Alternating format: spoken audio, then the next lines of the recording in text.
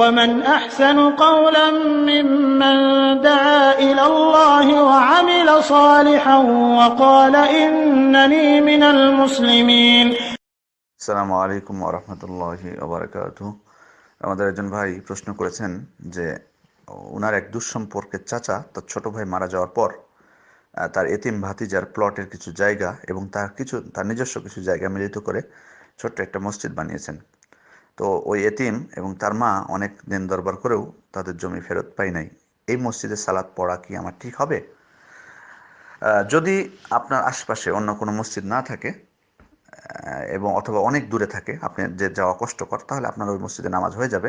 যদিও এটা নিয়ে ওলামা ইকরামের মধ্যে মতভেদ রয়েছে যে ধরনের মসজিদে যেখানে জোরপূর্বক যে জমি দখল করা হয়েছে সে ধরনের মসজিদে নামাজ পড়া উচিত কিনা। যদিও হাম্বলি মাযহাবের ওলামা ইকরাম বা ইমামগণ তারা এই ব্যাপারে অনেক কড়াকড়ি করেছেন, তারা নামাজ পড়া হবে না বা নামাজ শুদ্ধই হবে না এমনটি বলেছেন। তবে জমহুর ওলামা ইকরাম, বেশিরভাগ ওলামা ইকরাম, এবং এটাই হচ্ছে শক্তিশালী মত, তারা বলছেন যে সালাত হয়ে যাবে, সালাত হয়ে যাবে। কিন্তু যে ব্যক্তি দখল করেছে সে পাপিষ্ঠ হবে এবং সে মহাপাপী, কারণ হাদিসে স্পষ্টভাবে এসেছে এটা উনি ভালো কাজ করেছেন, মসজিদ নির্মাণ করেছেন, কিন্তু তিনি যে জমিটা আত্মসাৎ করা বলা চলে, এটা আত্মসাৎ করেছেন জমি।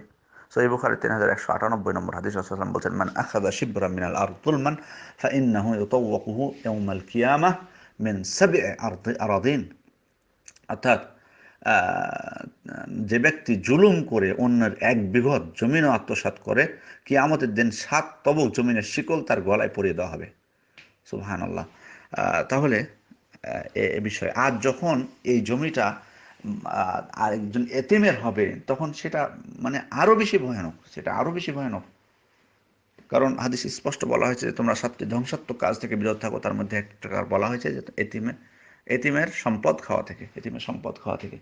তারপরে অন্য মহান আল্লাহ তাআলা অন্য আয়াতে বলছেন যে ওয়ালা তাকুলু আমওয়ালাহুম ইলা আমওয়ালিকুম ইন্নাহু কানা হুবান কাবীরা।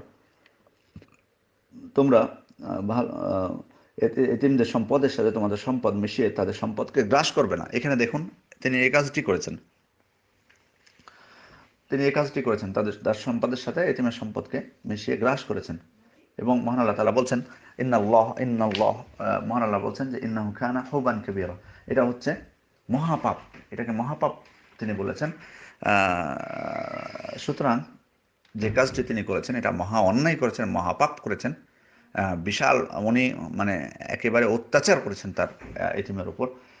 সুতরাং আমাদের উচিত বিশেষ করে এতিমের সম্পদের বিষয়ে যত্নশীল হওয়া। মহান আল্লাহ তাআলা পবিত্র কোরআনে অন্য আয়াতে বলছেন, ইন্নাল্লাযীনা ইয়াকুলুনা আমওয়ালাল ইয়াতামা যুলমা ইন্নামা ইয়াকুলুনা ফি বুতুনিহিম নারা ওয়া সায়াসলাউনা সাইরা। যারা অন্যায়ভাবে এতিমের সম্পদ ভক্ষণ করে তাদের পেটে মূলত তারা অগ্নি ভক্ষণ করে এবং তারা জাহান্নামের জ্বলন্ত আগুনে জ্বলবে। সুতরাং বিশেষভাবে এতিমদের ব্যাপারে কঠোর মানে মানে নিষেধ এসেছে, কঠোরভাবে নিষেধ করা হয়েছে এবং ভয়ানক, মানে তারা যে শাস্তির সম্মুখীন হবে, যে ব্যক্তি এতিমের সম্পদকে গ্রাস করবে, তাদের সম্পদকে ভক্ষণ করবে, তাদের কিয়ামতের দিন তাদের ভয়ানক পরিণতি হবে। সুতরাং এখনই উচিত এই ব্যক্তি যে তার এতিম জমি ফেরত দেওয়ার ব্যবস্থা করা। তা না হলে তার এই সমস্ত মসজিদ নির্মাণ এবং এই মসজিদে সালাত আদায় তার কোনো কাজে আসবে না। আল্লাহ তাআলা আমাদের সবাইকে হেদায়েত করুন। আসসালামু আলাইকুম ওয়া রাহমাতুল্লাহি ওয়া বারাকাতুহু।